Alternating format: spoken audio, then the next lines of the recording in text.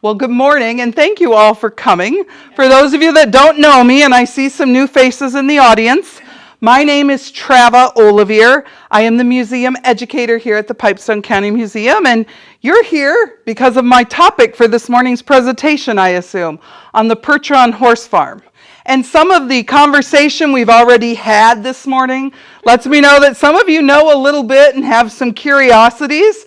So I'm going to share what I found through resources, and then we'll have a time at the end for questions, comments, and conversation, so you can tell me things that I might have missed, because I'm looking at a very small window of time in the history of Troy Township and Pipestone County. So, like I said, I'm going to share as much as I can. A lot of the information, and I was asked this before I started, well, how do you know, or where do you get your information? Early newspapers. The Pipestone County Star is the most valuable resource I had access to. There weren't a lot of other records being kept as the county was being settled. We do have a plat map from 1898 that I'm going to show you that identifies and confirms some of the information that I am sharing. And as the county was settled in the late 1870s and early 1880s, there were land grants that people could get if they homesteaded. This was much larger than a typical homestead. And I can find nothing in the government land records, so I still need to get to our county courthouse and try to find an actual date. And that's going to come up in a minute about when did they actually acquire this land. But that's kind of where it's coming from. You've all looked at the image that are sitting here and commented on it. Yes, this is from the Percheron Horse Farm. Not exactly sure the date of it. It's already been pointed out, it doesn't look like all the horses in there are Percherons. I would agree, they raised horses there, but we don't hear anything other than Percherons. But that doesn't mean there weren't other workhorses for the farm that were there. My resources that I knew of 10 years ago when I started here really was from our History of Pipestone County that was published in 1984 that kind of indicated that this farm got its start about 1883. So when I went to do research, I started in 1883. And the information I found, it was very interesting. This is not front page headline news in the Pipestone County Star. Probably because it's the Pipestone paper, and Troy's out there and really not settled and so on. But there was a column called the Troy Happenings. And everything I found, the little snippets, appear under the Troy Happenings column in the Pipestone County Star. Now, what I was finding, whoops, come on. Sorry, sometimes technology. What I was finding were little snippets, as you can see on the screen. It says Mr. Ketchum has returned to his farm in the west part of town. And that was from April 12th of 1883. So the first thing that caught my eye, he returned. So that indicates to me that probably the land was acquired before 1883. And I have not found that date. I need to go backwards in our newspapers or to our county recorder and try to find some of those earliest land records, because I'm starting to think maybe 1882. It could have been earlier, but 1883 seems to be when they really started to develop the farm. So he's returned, and it says he's brought with him men and teams sufficient to do the work required on a large farm. But it talks about Mr. Ketchum.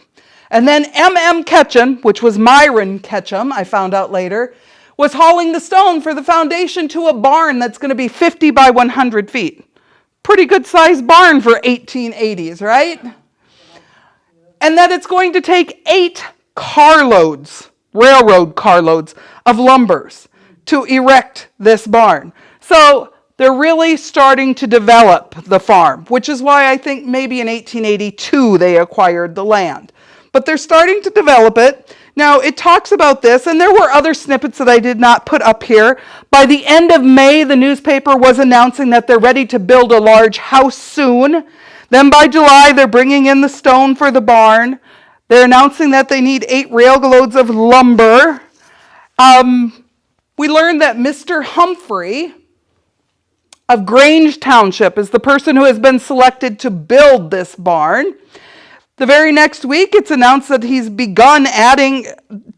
announced that his work is going to begin, and he also announced that a granary was going to be built on site. On August 2nd, the addition announced that the barn was being delayed because they were waiting for certain pieces of lumber to arrive. Shipping delays. We've never experienced that, right? You said stone for the Some things never change. What kind of stone are you talking about, do you think? I'm sure they were using local quartzite for some of the foundations and shipping in lumber. We're part of the great plains, you know? I mean, we are tall grass prairie. Trees are not numerous here. And we're going to get to where that lumber, I suspect, haven't confirmed, was coming from. So the delay must not really have been that lengthy because it was on August 23rd. Early August they announced there's a delay, and then August 23rd they're announcing that they've had a barn raising, but it wasn't very well attended because it timed out at the time of the threshing crews. Well, of course, the farmers that are in the area have to thresh when the crews are here to help them thresh. So they were, perhaps a little bit disappointed in the turnout to build such a big barn. But as we move forward, we get to August 26th. That's just 3 days later. And we really start to get some information on this farm. On August 26th, the article in the newspaper contained a first-hand account of the farm. And it was quite lengthy. I've only included a small piece of it. The editor of the local paper was invited by Mr. Ketchum, and the article indicated that they had named it, and you can see at the top, Pleasant View Farm. We find references to this farm in the 1880s as Pleasant View Farm or the Ketchum Farm, never as the Percheron Horse Farm in the beginning. I suspect that Mr. and Mrs. Ketchum were not the original owners. I have not confirmed that, but that they were managing the site for who the owners were. Run! The article does indicate that Mr. and Mrs. Ketchum have named it, or they're the ones. If you look right under where my pointer is, they've called it Pleasant View Farm, as Mr. and Mrs. Ketchum have appropriately named their elegant home, and it lies about 7 miles northwest of this village, referring to Pipestone, in Troy Township, and it spreads over a region of about 1,600 acres, which is, even nowadays, that's a lot. But this is turn-of-the-century farming by horse and walk behind plow, right? So they're calling it Pleasant View Farm. They're calling it the Ketchum Farm. How do I know this is the Percheron Horse Farm? Well, we're going to get there. So we know this is happening in August, and then we get to November of 1883, and we read that Mr. and Mrs. Ketchum have hired Mr. and Mrs. Wood to manage the place, and they're leaving for the winter, which was not completely uncommon. So where did they go to? Well, I suspect that where they went to was Wisconsin, and we're going to get there in just a couple more screens. The next spring, March 18th of 1884, Mrs. Ketchum and their daughter have returned back, and Mr. Ketchum has sent out a carload of horses to do the farm work. And then it has a little side story about while they were driving them, one got away. The true perils of the day, right? I located nothing else in 1884 about the farm. Nothing in the Troy happenings, but it seems that things were going on. When we get to early 1885, January, a well is being dug. Now this well, it says, is 80 feet deep and 6 feet across, but it doesn't have any water yet. And it says, we understand that he cannot get men to dig it now. It's January. Imagine hand digging a well in January. I can imagine why. Even though they're 80, it'd be warm in the ground would be thawed, but getting it up 80 feet and the cold you're surrounding your body while you're doing that, I can appreciate why they maybe weren't willing. So what did this farm really encompass or look like? Well, back to that article that referred to it as the Pleasant View Farm. When the editor was invited out, the editor described not just the barn, but the farm. And these are some of the things he tells us about it. It indicates that they've named it Pleasant View, that it's 1,600 acres, and that the local newspaper described it really as a small village. They talk about the number of buildings that are on the site, and they make sure to point out that all of them are nicely fitted up and nicely painted. The purpose of the editor's visit was to view that large barn that had been raised, and he described it as follows. It was 104 feet in length, and it was 54 feet wide. It had a basement that was surrounded by a 2-foot thick foundation with ceilings in the basement that were 8.5 feet high. The basement was fitted up for cattle. There were 4 pens for the cattle, and they were arranged in such a way that there was a pen of cattle, a driveway from one side of the barn to the other, a pen of cattle, adjoined by a pen of cattle, a second driveway, and another pen of cattle. And those driveways were so that they could drive their horse and wagon down and scoop the manure out and out the other door of the barn. The cattle were going to be inside all winter. They were going to be fed from above because the barn had feed storage in it.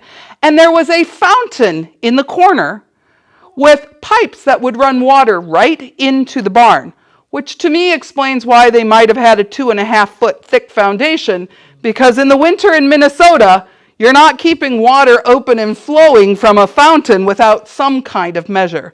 Now, above the area for the cattle on the main floor of the barn, that was for horses.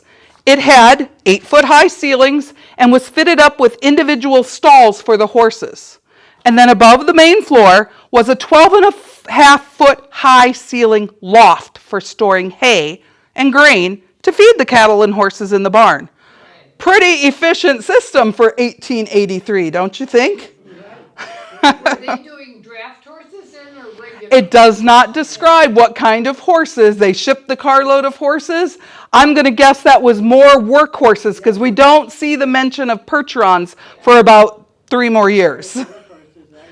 I can't say for sure, but my guess is these are the work horses. The article went on after it described the barn to describe the farm. It said that there were 140 acres of wheat, 110 acres of oats, 80 acres of barley, and 550 acres of flax that had been planted that season, 1883. There was a 12-acre vegetable garden and a grove of 100 black walnut trees that were planted on the site. It also went on to describe the granary, so he said he was going to build a granary, Ketchum did, and it was announced in the paper. The granary was described as being 18 feet by 58 feet in dimension, and that there was a second floor on that building as well, but that was not for grain storage. The second floor had been fitted up for the farm hands to live in. That's where they stayed.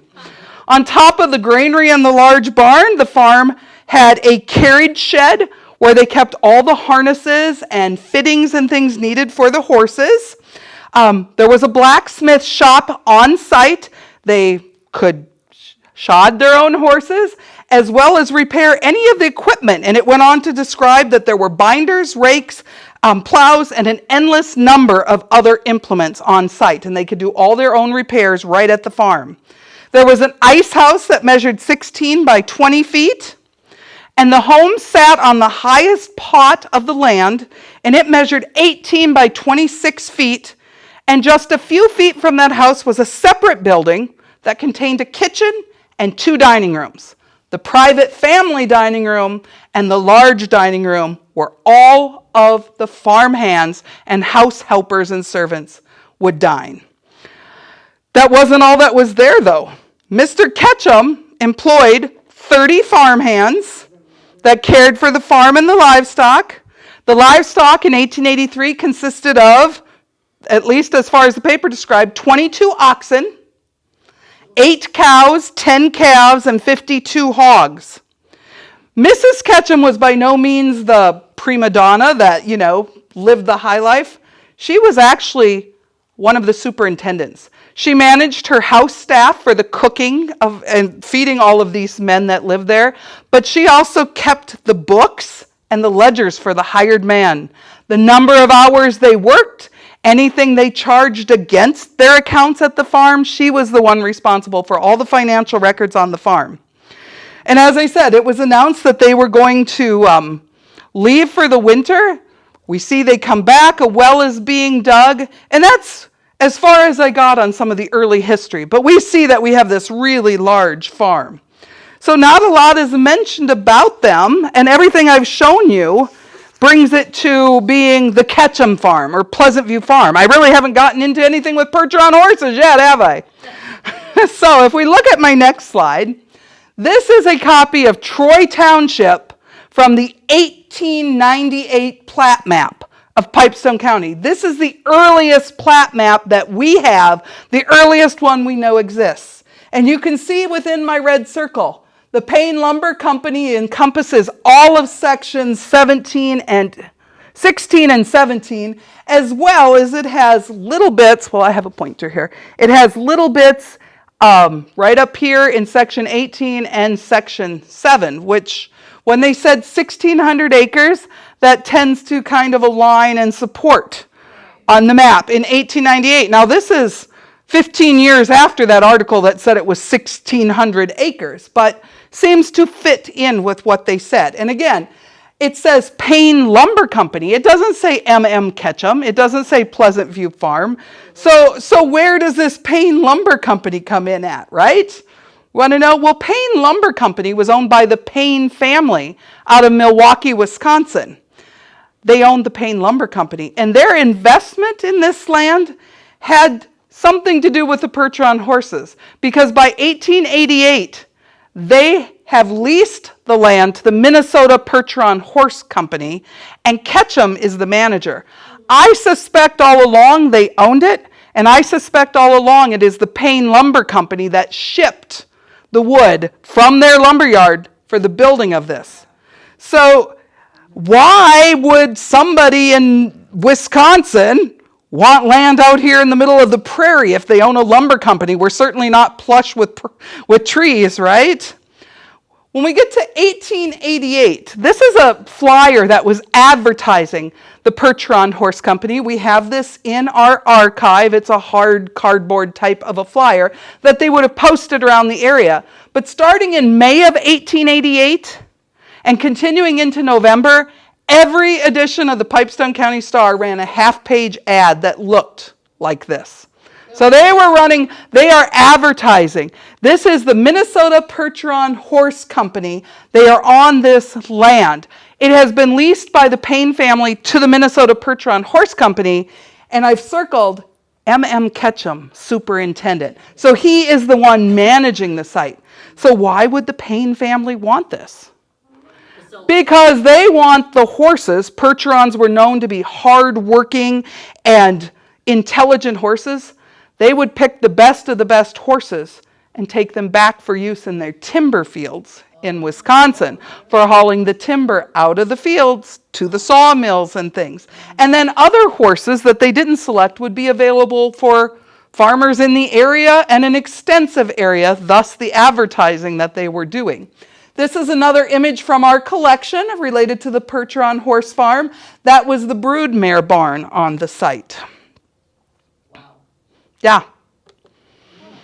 There's the image that I had earlier that was kind of cut off. I wanted you to be able to see the entire image, and it is from 1895. So it has operated as the Percheron Horse Farm, and again, they're not all Percherons that we see, but they're doing crop work and draft horse type work as well as raising the Percheron horses. So it's always called the Percheron Horse Farm because that was being rented or leased by the Percheron Horse Company, but I don't think it was exclusive to that. Now, Mr. Ketchum managed the site until 1895 when he was replaced by a man by the name of W.I. Reynolds. And he managed it until 1901 when the Payne family sold it. We also know that it continued to be more than just a horse farm. Mr. Reynolds' father came to visit in 1896, and he wrote a letter that described the farm as well that appeared in the Brandon Times newspaper in Wisconsin.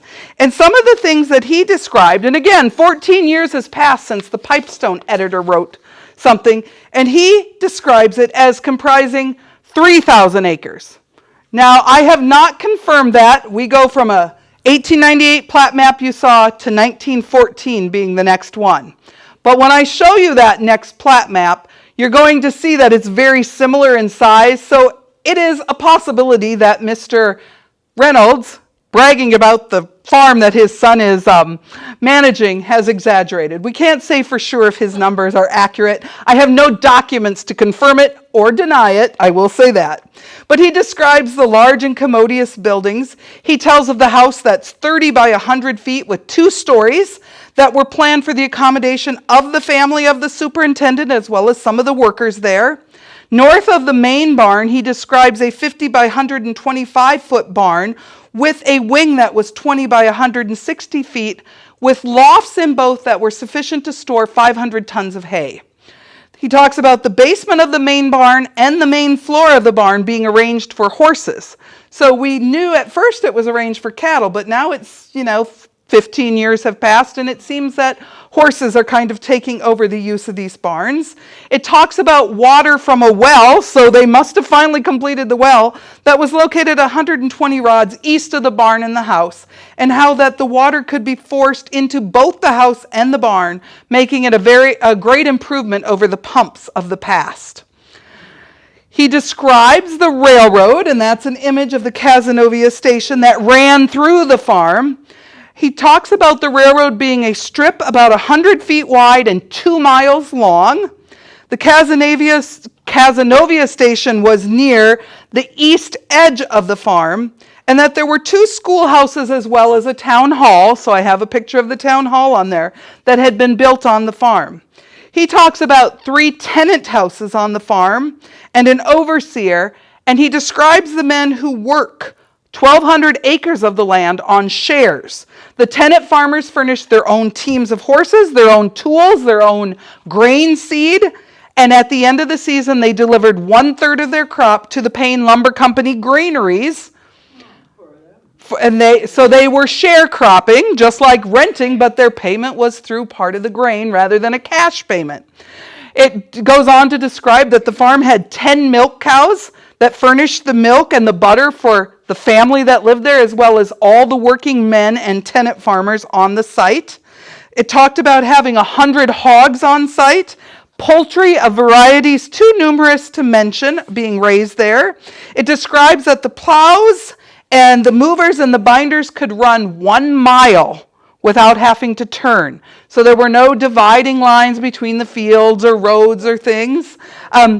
It describes 2 highways on the farm that were the personal property of Mr. Payne. So one would assume that he paid for the building of those highways, which I assume are gravel roads. I mean, that would have been a highway in 1895 compared to the dirt paths of wagon tracks, right?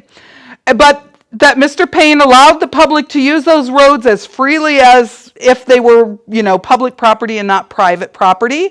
It describes 25 miles of board fencing plus 10 miles of wire fencing, and that there had been 400 acres of wheat, 600 acres of oats, 300 in barley, 200 in corn, 25 in potatoes, and 75 acres of flax planted that season. So it continues to be this large and expansive farm even in 1895.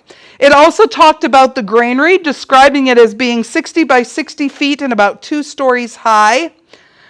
And if we look at my next image, that's an image from our collection of the granary that was part of the Percheron Horse Farm, according to our records. And it said that it had 25,000 bushels of grain and 400 tons of hay that they had raised the previous year that had fit in that granary. Other snippets that I located from, 1883 into the 1895 era were things like when the Payne family came to visit their investment here, they had a sidetrack laid from the Cazenovia station, and they owned their own personal passenger car, and they parked it on the sidetrack. And that was their hotel or their housing accommodations when they came to visit. And they did come because they liked to hunt pheasants and grouse, according to the articles I read. Mr. Reynolds, as I mentioned, had taken over, and it talked about that town hall on the east edge. The town hall was built early 1880s, where I'm not exactly sure of the year. I've seen conflicting accounts, but it does talk about it as being a place for the farmhands, the tenant farmers, the family to gather, and they held various things. It was never a church, but it was used for church and Sunday school type services, that they had community dances, community gatherings, debates for entertainment, all kinds of things as early as the 1880s were happening as a public meeting space. About 100,000 bass and trout were stocked in the creek near Cazenovia in 1887 to be enjoyed by all those who lived and called the farm kind of their home or their central location. And it also described about 400 Hereford cattle with registered Hereford bulls being on the farm. So we've got this huge, commodious farm going on. Why did it end? Don't you wonder why it ended? There's a cattle farm. Why did it end? Well, headlines are going to start to tell you. In August of 1901, a thunderstorm moved through Pipestone County. Lightning struck the big main barn and destroyed it, as well as the long barn that was attached to it.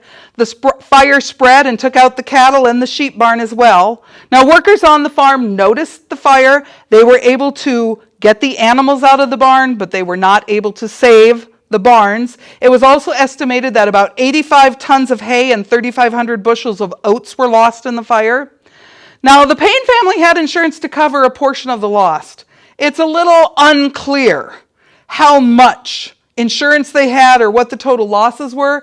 These are articles that come from Wisconsin that are describing it as, losses were $4,400 and they had insurance for $8,000. And locally, the Pipestone County Star said they had $4,400 in insurance and the total losses were around $10,000.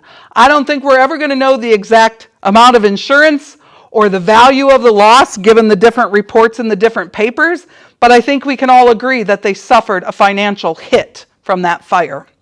It was only a month later that the Pipestone County Star announced that one of the most extensive land deals that has ever happened in Pipestone County had been consummated when the Percheron Horse Farm, owned by the Payne family, had been sold to R.A. Canterbury, who was a prominent Chicago businessman who had for some time had his eye on this portion of property. And he has come into the largest single farm in this section for many miles around. And it said it embraced 2 1/4 sections, and I've got a close-up of it from 1914, the plat map, and you can see all of section 16, all of section 17, and a portion of the next one are being owned by R.A. Canterbury, which again leads me to suspect that when Mr. Reynolds described 3,000 acres in his account, the plat map seemed to indicate it stayed in about the same size between 1898 and 1914. But Mr. Canterbury bought it, and we don't really know a lot about him. Now, newspaper accounts tell me that he paid $65,000 for all of this land. By today's reference, that would be about $2.5 million. And it was roughly 1,440 acres or so, so he paid about $1,650 an acre by 2024 standards. It says the farm comprises section 16 and 17 in the northeast quarter of section 18 in Troy Township. Like I said, this image is from 1914. It went on to tell that a representative from the Payne Lumber Company was there selling off the stock, meaning the cattle, the horses, and so on. And that Mr. Canterbury must be a very well-received man of business, because it says that he was a man of thorough business judgment, and he considers a tract of land in Pipestone County a good investment, which speaks much for our land. So they're proud of the fact. It is very unclear how long Mr. Canterbury owned the land. 1901, he buys it after the fire. 1914, he still owns it. The next plaque map we have is 1936, and it has been sectioned into individual farms. So some of you have asked me, well, were they selling horses for the war? Possibly. When Mr. Canterbury took over, we don't know if he kept same people that were tenant farming on the land still there. We can't say yes or no. Further research would need to be done that might support some of those things that you are telling me. So I'm like, I really can't answer some of your questions about beyond 1901 and the fire, because that's where I stopped my research for now. I would like to know more. This is one final view of the Percheron Horse Farm as well. I know it's kind of faded, but if you can see the horse and the house and some of the other buildings in the background and some of the miles of wooden fence that they described. And so with that kind of takes us to what I have been able to find so far about the Percheron Horse Farm. So questions or comments about what we covered today? I wonder how they stock the trout. Isn't that interesting to think about? Because, you've got to carry them in water and the article said they were stocked. It didn't describe the process of how. I think it's miraculous that two people could actually manage this whole business when it was active. Isn't it? How could you do that? How could it be, and it was all handwritten in ledgers? Yeah, I found it fascinating. I think we often think of, it seems that maybe the Ketchums are of some wealth, or they're being supplied the wealth for all of this from the Payne Lumber Company. To have read that Mrs. Ketchum was the one that was superintending the books. She was keeping the ledgers of who was owed what as far as wages and what debits they might have against it. I suppose if you're a tenant farmer and you come to the main farm for a jug of milk and a pat of butter, that you're going to take that off their wages. So she was the one superintending all of that, as well as managing the staff that was doing the cooking and so on for the men. It'd be interesting to know where they went after they went. It would, and I have so many more questions. So this is like a snippet of when we know it was being built and when it was being operated as a Percheron Horse Farm, but there is so much more information to be found as to what next. So the Gilmores, that's part of the Anderson family. Okay. Through marriage and everything, that are down by, like Barb Gilmore. Mm-hmm. Few people know Barb Gilmore. And so she would know some history of her grandfather and great-grandfather. I'm sure that was a verbal thing that carried on. And all that business where the military horses actually sold out of what we know about where David Logan lives now, which was the Anderson farm. Okay. For quite a long time. So those kind of things show that maybe people outside of this big investment of the Percheron farm with that family from Wisconsin, then other people picked up on it. Absolutely. Also came in through, Absolutely. Some of those other names from the county may have more ties to it than we have found. Came across with anything. I did not, but I have not been to the county courthouse to really look at the land records related to these sections of land. And so Mr. Canterbury is from Chicago. The Payne family is from Wisconsin. They're not living here. So as this Mr. Canterbury is selling it off, and I don't know, did he sell it off? Did he pass away? His estate sell it off? We don't know. But I suspect we might start finding some of those names when we start tracing. We know where Cazenovia is. And Yes. We know where the Highway 75 is, and this other farm with the big barn that I'm talking about. There's a few miles in there. Absolutely. And so it's very possible.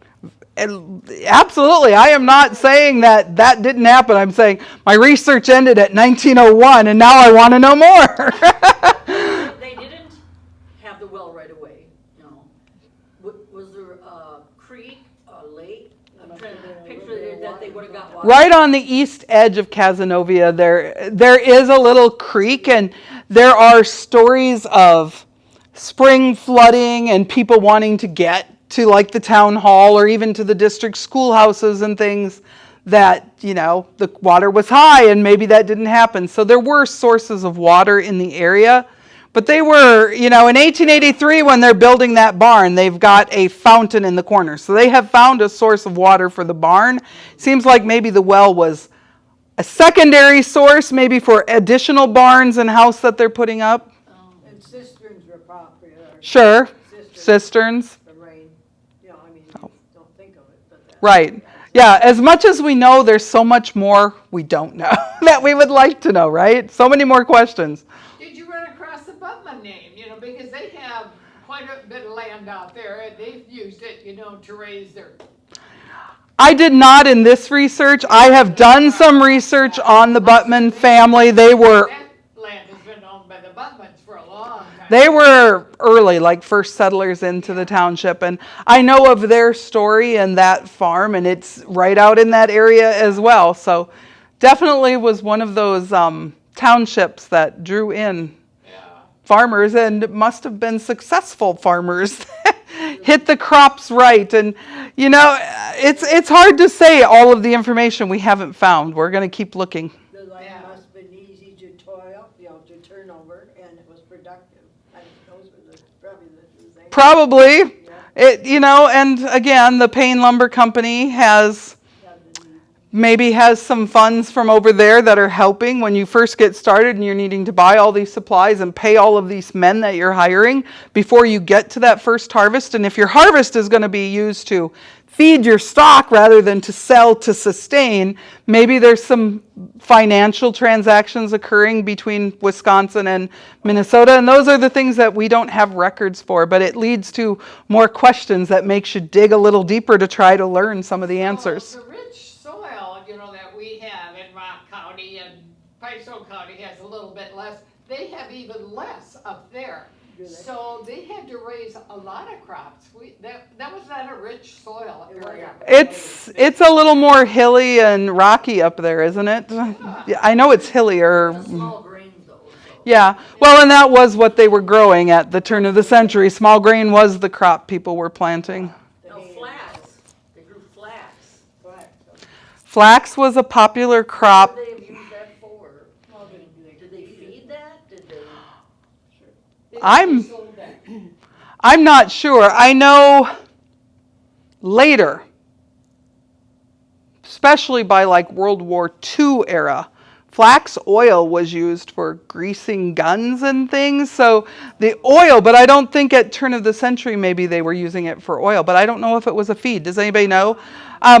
I grew up on a farm, not that that has had anything to do with it, but my knowledge of flax dating back to, 1970s and 80s was more of a like a bedding, like a straw type of a product that would be used.